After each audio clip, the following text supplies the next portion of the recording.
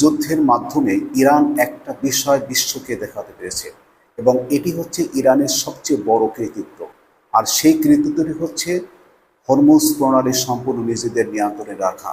এবং এটি কিন্তু যুক্তরাষ্ট্র চেয়েছিল যে ইরানের নিয়ন্ত্রণহীন করার, অর্থাৎ ইরানের নিয়ন্ত্রণের বাইরে নিয়ে এসে হরমুজ প্রণালীকে অবমুক্ত করে দেওয়া।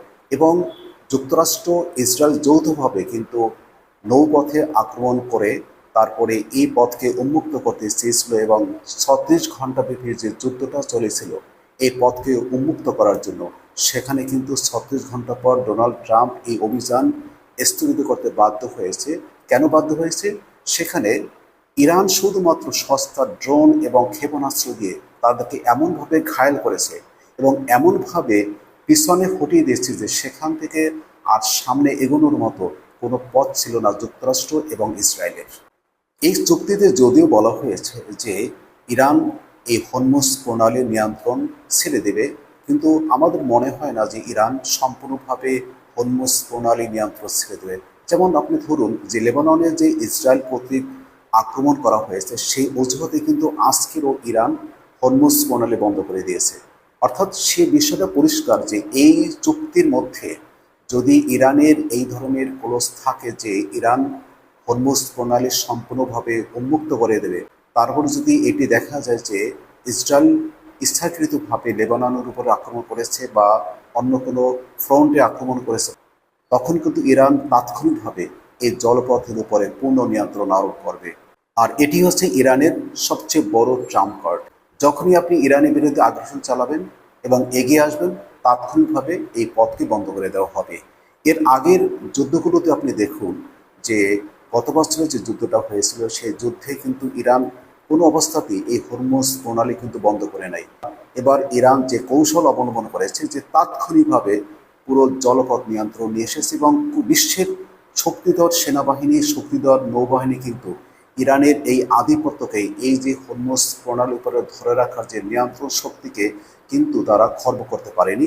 মাত্র সস্তা ড্রোন এবং ক্ষেপণাস্ত্র দিয়ে যেভাবে ঘায়েল করেছে যুক্তরাষ্ট্রের রণতরীগুলোকে, সেটি কিন্তু অবিশ্বাস্য এবং যার কারণে বিশ্বের অন্যান্য নেতারা ইরানের সাথে যোগাযোগ রক্ষা করছে যাতে করে তাদের জাহাজের জন্য তারা পথকে উন্মুক্ত করতে পারে। এবং এক্ষেত্রে ইরান এখন যে অবস্থানে দাঁড়িয়ে আছে যে বিশ্বের পরাশক্তিগুলো কিন্তু এখন ইরানের কাছে অনেকেই মাথা নত করছে এবং ইরানের সাথে আলোচনা করছে যাতে করে এই পথ তারা অনায়াসে ব্যবহার করতে পারে। এক্ষেত্রে এই পথে নৌ চলাচলের জন্য, জাহাজ চলাচলের জন্য কোনো ট্যাক্স বসায় ইরান, সেটি ইরানের জন্য আর্থিকভাবে কতটা লাভবান হবে সেটা কল্পনা করা যায় না। বিলিয়ন বিলিয়ন ডলার এখান থেকে আয় করা সম্ভব হবে এবং যে টাকা দিয়ে ইরান পুনরায় আবার শক্তিশালী অবস্থান গ্রহণ করতে পারবে। ইরানের বিরুদ্ধে যুক্তরাষ্ট্র কি নতুন করে আগ্রাসন চালাতে পারে? এই প্রশ্নের উত্তরে এখন নির্দ্বিধায় চোখ বুজে বলা যায় যে যুক্তরাষ্ট্র তো দূরের কথা, ইসরায়েলও এই মুহূর্তে ইরানের উপরে আক্রমণ করার সাহস পাবে না। কারণ ইরানের হাতে এখন যে অস্ত্র রয়েছে সেই অস্ত্র হচ্ছে ইরানের সবচেয়ে বড় মারণাস্ত্র এবং সেটি কিন্তু পারমাণবিক অস্ত্র না।